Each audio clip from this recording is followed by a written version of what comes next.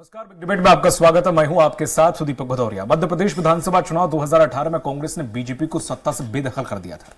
हालांकि जीत और हार का अंतर काफी कम रहा। कांग्रेस बीजेपी से महज 5 सीटें अधिक जीत पाई। एमपी में कई सीटें ऐसी रही जहां पर नोटा ने कांग्रेस बीजेपी दोनों का ही खेल बिगाड़ा है और यही कारण है कि दोनों ही प्रमुख दल फूक फूक कर कदम रख रहे हैं। इस पर चर्चा करें, उससे देख लेते हैं रिपोर्ट।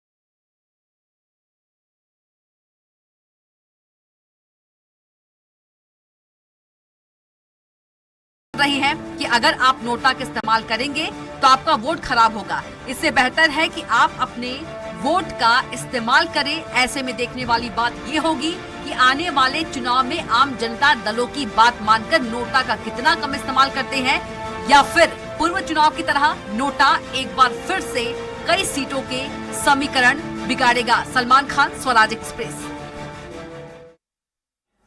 और इसी मुद्दे पर ज्यादा चर्चा के लिए खास पैनल हमारे साथ जुड़ा हुआ है। कांग्रेस प्रवक्ता हैं डॉक्टर अनुराधा सिंह। अनुराधा जी, आपका बहुत बहुत स्वागत है। बीजेपी प्रवक्ता हैं शिवम शुक्ला। शिवम, आपका बहुत बहुत स्वागत है। और वरिष्ठ पत्रकार हैं आशीष दुबे जी।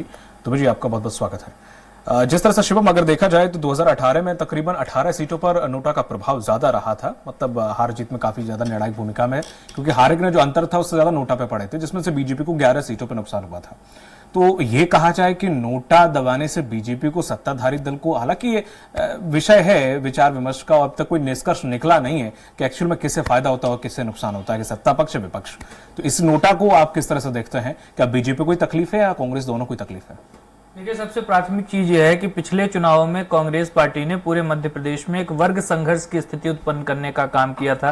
प्रदेश के कई अंचलों में अगड़े और पिछड़े की लड़ाई को जिस प्रकार से कांग्रेस पार्टी ने हवा देने का प्रयास किया था, उसके परिणाम स्वरूप कहीं न कहीं एक बड़े वोट भारतीय जनता पार्टी से छिटके। लेकिन आप इस बात की गंभीरता देखिए, तब पर भी वह जो वोटर हमारे भारतीय जनता पार्टी के लिए समर्पित थे, इनके तमाम बहकावे के बावजूद भी कांग्रेस पार्टी की ओर न जाकर के नोटा की ओर गए।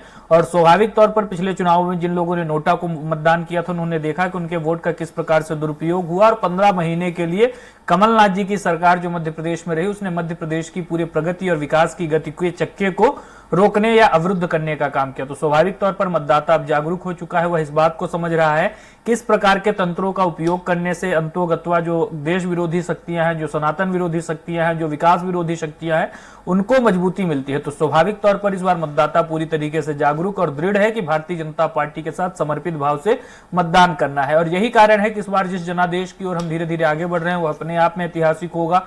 आज तक मध्य प्रदेश के इतिहास में जिस प्रकार का जन समर्थन भारतीय जनता पार्टी को पहले कभी नहीं मिला, वह इन चुनावों में मिलने जा रहा है। और स्वाभाविक तौर पर नोटा हो, तीसरे दलों का हो, इस प्रकार की जितनी भी जो फैक्टर्स आते हैं जो स्वाभाविक तौर पर भारतीय जनता पार्टी को नुकसान पहुंचा सकते थे, मध्य प्रदेश की जनता इस बार उन पर विश्वास नहीं करने वाली है।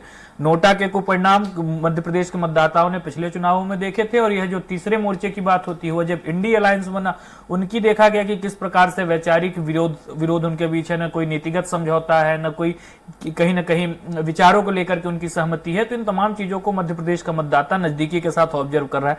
मध्य प्रदेश का मतदाता इन चुनावों में दो चीजों के लिए मतदान करेगा। एक तो विकास के लिए, जो सुशासन का पिछले 20 वर्षों में मॉडल भारतीय जनता पार्टी की सरकार ने मध्य प्रदेश में बनाया है, चाहे सड़कों का इंफ्रास्ट्रक्चर हो, बिजली हो, पानी हो, इन तमाम चीजों को ध्यान में रखते हुए मतदान करेगा। और दूसरा जो सबसे महत्वपूर्ण विषय है, जिस प्रकार से कांग्रेस पार्टी ने सनातन और देश के विरोध में लगातार काम किया है, कभी सेना से सबूत मांगते हैं, कभी राम को काल्पनिक बताने वाले लोग सनातन धर्म को डेंगू और मलेरिया बताने वाले तत्वों के साथ खड़े नजर आते हैं। तो स्वाभाविक तौर पर मध्य प्रदेश की जनता इस बार जागरूकता के साथ कांग्रेस पार्टी को नकारने का काम करेगी और एक बार फिर से भारतीय जनता पार्टी प्रचंड जनादेश के साथ सत्ता में वापस आएगी। ठीक है अनुराधा जी, नोटा को विपक्ष के तौर पर विपक्ष इसे किस तरह से देख रहा है? साथ ही ये भी जानना चाहूंगा कि अगर नोटा दबता है तो क्या विपक्ष में बैठी पार्टी को भी नुकसान होता है कि सीधा सत्ता पक्ष को नुकसान होता है? इसलिए वोटा को समय समय पर प्रमोट करती रही हैं विपक्षी पार्टियां, लेकिन कौन कैसे किया ये नहीं पता, चाहे वो केंद्र स्तर पर हो। कई बड़े मुद्दों पर नोटा को लेकर प्रोत्साहन विपक्षी पार्टियां देती रही हैं, लेकिन नाम नहीं उजागर करूंगा क्योंकि इसका नाम परोक्ष रूप से सामने आया भी नहीं है। स्वराज एक्सप्रेस के सभी दर्शकों को और सम्मानित पैनलिस्ट को मेरा नमस्कार। मैं आपसे ये कहना चाहूँगी कि कांग्रेस पार्टी के सभी अधिकृत प्रत्याशी जनता के बीच में जनता से जुड़े मुद्दे सदैव उठाते हैं और जनता के लिए सदैव आवाज़ उठाते हैं। मध्य प्रदेश की जनता को मैं आश्वस्त करती हूँ कि कांग्रेस के सभी अधिकृत प्रत्याशी हर तरीके से जन सेवा के भाव से ही हमारे प्रत्याशी जनता के बीच हैं। और मैं आपको बताना चाहूंगी कि आप ये देखिए, मध्य प्रदेश की जनता ने कांग्रेस को जनादेश दिया था 2018 में ही, और किस तरीके से भारतीय जनता पार्टी ने लोकतंत्र के मूल्यों पर कुठाराघात किया सर्वविदित है। मैं कॉन्स्टिट्यूशन ऑफ इंडिया में हमारा जो आर्टिकल है 326 अनुच्छेद 326, it clearly defines universal adult franchise. The basis for election to all level, the universal adult franchise refers that all citizens who are 18 years and above, irrespective of their caste or education, religion, color, race and economic conditions are free to vote. देखिए, भारत के संविधान में जो हमें मताधिकार का हम सबको, और मैं आपको आश्वस्त करती हूं कि कांग्रेस पार्टी, देखिए अगर आप देखें, मैं तो आपसे हमारे तो प्रदेश अध्यक्ष आदरणीय कमलनाथ जी कहते हैं कि आप भी जानते हैं कि 15 महीनों में से मात्र 11 महीने कांग्रेस की सरकार को मिले, बाकी समय चुनाव आचार संहिता में चला गया। और उन्होंने जो मध्य प्रदेश को दिशा दी, आप देखिए 27 लाख किसानों का कर्जा माफ किया। कांग्रेस जो कहती है वो कांग्रेस करती है। यह विधानसभा के पटल पर भी स्वीकारा जा चुका है। और आप देखिए महाकाल कॉरिडोर के लिए 300 करोड़ रुपए आवंटित किए हमारे कमलनाथ जी की सरकार ने। और ये कैबिनेट मीटिंग्स जो ऑन रिकॉर्ड है, दिस इज जो मैं बात करती हूं और कांग्रेस पार्टी भी सदैव तथ्यात्मक बात करती है। और मैं आपको बताना चाहूंगी, हमारे प्रदेश अध्यक्ष आदरणीय कमलनाथ जी ने कहा है कि कांग्रेस की सरकार बनने पर 100 यूनिट बिजली माफ, 200 यूनिट बिजली हाफ। और हम कांग्रेस की सरकार बनने पर 1500 रुपए हर महिला को राशि देंगे। ठीक है। और 500 रुपए में गैस सिलेंडर उपलब्ध कराएंगे। देखिए किसानों को सिंचाई के लिए 5 हॉर्स पावर तक का जो स्थायी एवं अस्थायी पंप पर बिजली निःशुल्क दी जाएगी। जी, सवाल नोटा से है कि नोटा आखिर कांग्रेस के लिए फायदेमंद है, नहीं है, किसी के लिए नहीं है। कांग्रेस भी बीजेपी की तरह यही इत्तेफाक रखती है कि नोटा नहीं दबाना चाहिए, नोटा किसी के मतलब का नहीं है। आप किसी भी पार्टी को दो, चाहे पक्ष को दो, विपक्ष को दो, आप किससे सहमत है? कांग्रेस क्या कहती है इस पे? देखिए मुझे पूर्ण विश्वास है कि हमारे कांग्रेस के अधिकृत प्रत्याशी जनता के बीच अत्यंत लोकप्रिय हैं। और आप देखिए प्रचंड बहुमत से कांग्रेस आदरणीय हमारे प्रदेश अध्यक्ष कमलनाथ जी के नेतृत्व में सरकार बनाने जा रही है। और मध्य प्रदेश की जनता मन बना चुकी है, अब की बार कमलनाथ सरकार। ठीक। आशीष दुबे सर, थोड़ा सा इसमें, हालांकि पूरे ही देश में थोड़ा चर्चा का विषय है नोटा, और सभी पार्टियां, सभी दल कोई अपने अपने हिसाब से इसकी परिभाषित इसे करती रही हैं। 2013 में अगर देखें तो जब कोर्ट ने आदेश दिया था इसको पालन कराने का, फिर वही कोर्ट 2018 में ये कहता है कि राज्यसभा के चुनाव में इसे लागू नहीं किया जाएगा। तो ये बात निकल कर आई थी कि राज्यसभा के सभी उम्मीदवार इतने अच्छे हैं कि उनके लिए नोटा का प्रयोग नहीं होना चाहिए। तो उसके बाद पार्टियों में अलग अलग, चाहे वो राजस्थान का चुनाव ले लो, गुजरात में भी इस तरह को समीकरण देखने के बाद इसमें काफी हवा आई कि नोटा या तो नहीं होना चाहिए या होना चाहिए। उत्तर प्रदेश के 5 राज्यों में चुनाव हुए तब भी ये बातें निकल कर आई कि मायावती को वहां ज्यादा फायदा हुआ, दलित लोगों को इससे नोटा सा फायदा हो जाता, बाकी पार्टियों को नुकसान होता है। तो कोई खास इस नोटा का न तो मतलब निकल के समझ में आया, बल्कि नुकसान ही जनता को झेलना पड़ा, फायदा तो कहीं नजर आया नहीं। हाँ, ये बात जरूर है, इस पे वाकई में बहस है और इससे बहस और ज्यादा होनी भी चाहिए। क्योंकि देखिए एक तरफ चुनाव आयोग खुद ये पहल करता है कि 100% मतदान हो, उसके लिए कई तरह की गतिविधियां और वो सब चलाई जाती है। मतदान का मतलब ही ये जो मैं समझता, मुझे लगता है कि मतदान का मतलब ये होना चाहिए कि उसका मत होना चाहिए किसी एक तरफ। नोटा का मतलब कहीं से तटस्थ रूप में भी आ जाता है, वो नकारात्मक मतदान भी माना जाता है और तटस्थ भी माना जाता है कि ना हम पक्ष की तरफ है ना विपक्ष की तरफ। जो तटस्थ रहना भी कविता की भाषा में तो अपराध होता है, लेकिन यूं देखा जाए तो मुझे लगता है कि मतदान को जब हम प्रोत्साहित करते हैं तो दूसरी तरफ नोटा का जो विकल्प है वो एक थोड़ा सा एक विरोधाभास पैदा करता है। तो वहां पर ऐसी कोई स्थितियां या ऐसी कोई चीज बनाई जानी चाहिए, इस तरह का कुछ जागरूकता या कोई ऐसी स्थितियां बननी चाहिए कि लोग ऐसा ना करें। मध्य प्रदेश में अगर हम देखें तो 2013 के चुनाव में तकरीबन 6,42,000 लोगों ने नोटा किया था। हाँ जी, बिल्कुल बिल्कुल। और 2018 के चुनाव में उससे करीब 1 लाख कम लोगों ने किया, 5,40,000। तो इस तरह की स्थिति है। हम ये मान लेते हैं कि चलिए 10-15% लोग थोड़े से कम हुए, नोटा की तरफ नहीं गए।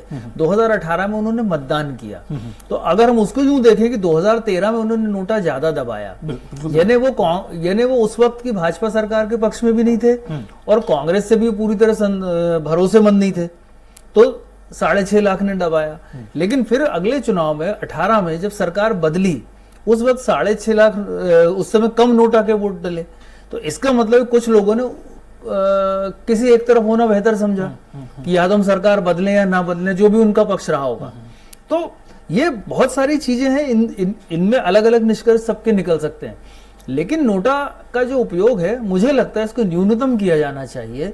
और इसका कई बार ये होता है कि कोई राजनीतिक दल या कोई हवा या कोई ऐसी स्थिति होती है, वो जो भोले भाले मतदाता होते हैं, जो कम शिक्षित होते हैं, रिमोट एरिया में होते हैं या जिनके पास बहुत सारे विकल्प नहीं होते इन सारी सूचनाओं के, वो भी इस नोटा के जरिए कुछ लोग भड़का सकते हैं या कोई ऐसी स्थिति पैदा कर सकते हैं, तुम उन्हें मत देना, नोटा को दबा देना। ये बहुत सारी चीजें हैं। तो इन सब के बीच में कोई रास्ता निकलना चाहिए। राजनीतिक दल कोई भी दावा कर सकते हैं, राजनीतिक दलों की भी असफलता है कि नोटा के अगर वोट बढ़ रहे हैं जाहिर है, बिल्कुल तो जो उनकी भी असफलता है। मतदाता कैसे प्रत्याशी लोकप्रिय है यदि नोटा उसके उसमें जा रहा है, कई जगह बहुत रिकॉर्ड नोटा पड़ा है। बिल्कुल तो इसलिए पिछली बार बैतूल में सबसे ज्यादा एक कॉन्स्टिट्यूंसी में पड़ा था नोटा का वोट, जबकि वो आदिवासी इलाका था। हाँ। तो ये कैसे पता होगा कि उन्होंने स्वविवेक से नोटा किया या किसी के कहने पे कर दिया।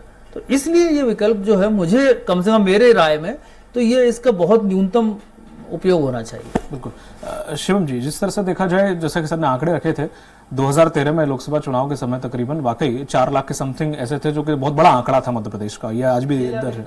हाँ, तो अभी अगर देखें 2018 में नर्मदापुरम की 4 सीटों पर वोटा सबसे आगे था, तीसरे या दूसरे नंबर पे, कुछ तीसरे नंबर पे समथिंग था। बाकी पार्टियां तो कुछ नेताओं की जो दलित खड़े हुए थे, वो जो निर्दलीय खड़े हुए थे, उनके भी कम थे वो नोटा से ज्यादा। तो सवाल ये खड़ा होता है कि सत्ता पक्ष का कहीं ना कहीं थोड़ी सी भूमिका रहती है। विपक्ष अगर बैठा है साइड में, अगर आपको कोई वोट नहीं दे रहा है और नोटा को दे रहा है, तो आपने इन सालों में क्या किया, एक सवाल उठता है। क्योंकि आपका कर्तव्य बनता था कि इतना नोटा को पढ़ता समझ में आता है, लेकिन इतना वोट अगर नोटा को पढ़ रहा है तो कहीं ना कहीं सत्ता पक्ष में फिर आपने उन्हें अपने ऊपर अपने साइड नहीं कर पाया, उन्हें अपनी नीतियों से, अपनी विचारधारा से नहीं जोड़ पाया। तो कहीं ना कहीं ये सत्ता पक्ष पर सवाल जरूर खड़ा होता है कि नोटा आपके होते हुए इतना क्यों पड़ा। देखिए दीपक जी, सबसे प्राथमिक चीज है कि चुनाव में क्या बेहतरी की जा सकती है, कौन से सुधार लागू किए जा सकते हैं, इस पर चुनाव आयोग कई सारी चीजों को लगातार विचार करता रहता है। कई चीजों को कहीं ना कहीं वो लागू करता है और उसके पश्चात उसका क्या प्रभाव समाज पर पड़ रहा है, वोटिंग पैटर्न पर पड़ रहा है, किस दिशा में वह राजनीति और चुनाव को आगे लेकर के जा रहा है, यह तमाम चीजों का अवलोकन चुनाव आयोग के द्वारा किया जाता है। दूसरी जो सबसे महत्वपूर्ण बात रही, मैंने आपको शुरुआत में ही बताया कि पिछले चुनाव में मध्य प्रदेश को वर्ग संघर्ष की आग में झुलसाने का काम कांग्रेस पार्टी ने किया था और ये इनका हमेशा का चरित्र है। इनका समाज को हमेशा से टुकड़ों में, वोट बैंक के पॉकेट में बांट करके देखने का दृष्टिकोण रहा है। आज भी हम देख रहे हैं, यह मुसलमानों की तो हम पहले से बात करें, जब खिलाफत आंदोलन शुरू हुआ तो भारत के मुसलमानों को तुर्की के मुसलमानों से जोड़ रहे थे। आज जब हमास हमला करता है तो भारत के मुसलमानों को फिलिस्तीन के मुसलमानों से जोड़ते हैं। तो इनको मुसलमानों में जो बंधुत्व की भावना है वह देश से लेकर के विदेश तक नजर आती है। लेकिन हिंदू समाज को यह कभी तमिल और हिंदी में बांट देंगे, कभी यह अगड़े और पिछड़े में बांट देंगे, कभी जातियों के नाम पर बांट देंगे, कभी सांस्कृतिक इकाइयों के नाम पर बांटेंगे, कभी राज्यों में बांटेंगे। तो पिछले चुनावों में पूरी तरीके से अगड़े और पिछड़े की राजनीति मध्य प्रदेश में करने का प्रयास कांग्रेस पार्टी के द्वारा किया था। हालांकि इनके राष्ट्रीय नेता राहुल गांधी इस बार भी प्रयास कर रहे हैं, लेकिन उससे इनके अपने जो एक पूरा भ्रष्टाचारी और एक पूरा दुरावस्था का इनका एक पूरा कार्यकाल था, उसकी ही छवि यह जनता के सामने प्रदर्शित कर रहे हैं। ओबीसी वर्ग को इन्होंने कभी प्रतिनिधित्व नहीं दिया था। तो यह तमाम चीजें निकल करके सामने आ रही हैं। तो आज एक बात आप समझ लीजिए, मध्य प्रदेश का मतदाता पिछले चुनाव से सबक लेने के पश्चात अब जागरूक हो चुका है। वह इस चीज को समझ रहा है कि वह अगर अपने मताधिकार का दुरुपयोग करते हैं या नोटा के माध्यम से उसको किसी राजनीतिक संगठन के पक्ष में या अथवा भारतीय जनता पार्टी के लिए उपयोग नहीं करते हैं, तो अंतोगत्वा कांग्रेस के लिए ही लाभकारी हो रहा है। और स्वाभाविक तौर पर मध्य प्रदेश की जनता इस बार जागरूकता के साथ पूरी तरीके से संकल्पित होकर के भारतीय जनता पार्टी के पक्ष में एकजुट हुई है और इसका परिणामों में भी हम देखेंगे कि पूरी तरीके से यह चीजें प्रदर्शित होंगी। और आप एक बात समझ लीजिए, अभी अनुराधा जी बात कह रही थी कि इनके नेता जो कहते हैं वो करते हैं, वादा खिलाफी नहीं करते।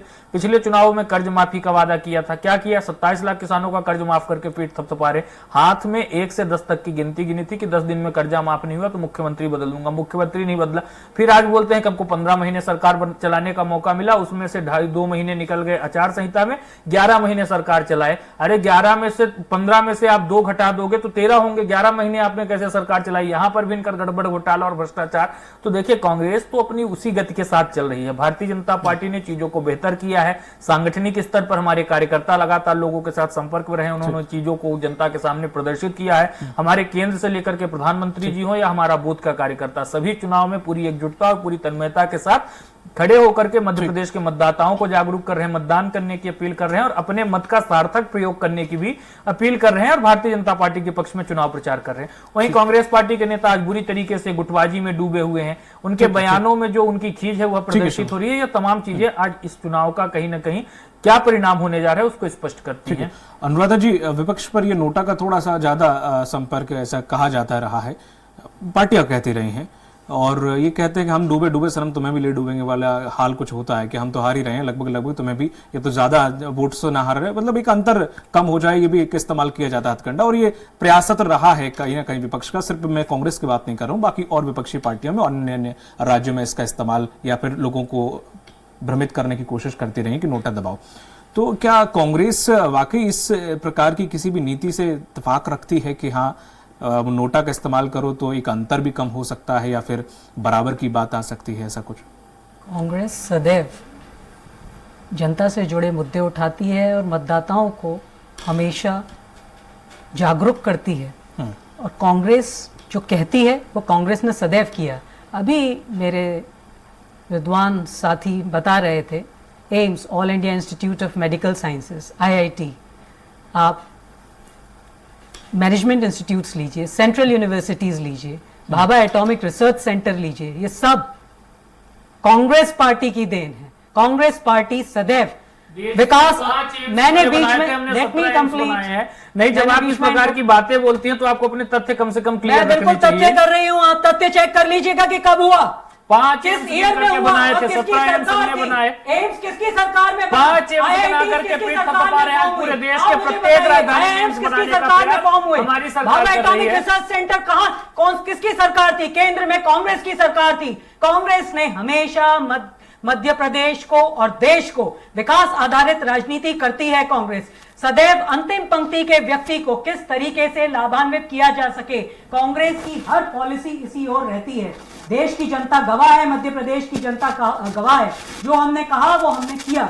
आप महिलाओं की बात कीजिए, किसने 73rd and 74th constitutional amendment act, constitution amendment act किसकी सरकार में आया? कांग्रेस की सरकार में आया, जिससे आप देख रहे हैं कि हम सब देखते हैं कि महिलाओं को एम्पावरमेंट हुआ, सशक्तिकरण हुआ महिलाओं का। आप चाहे नगरीय निकाय में जाएं, पंचायतों में 33% आरक्षण दिया गया, किसने दिया? कांग्रेस की सरकार ने। पंचायतों में आरक्षण मध्य प्रदेश की सरकार टेलीविजन जो संचार पंचायतों में आरक्षण मध्य प्रदेश की राज्य सरकार ने दिया।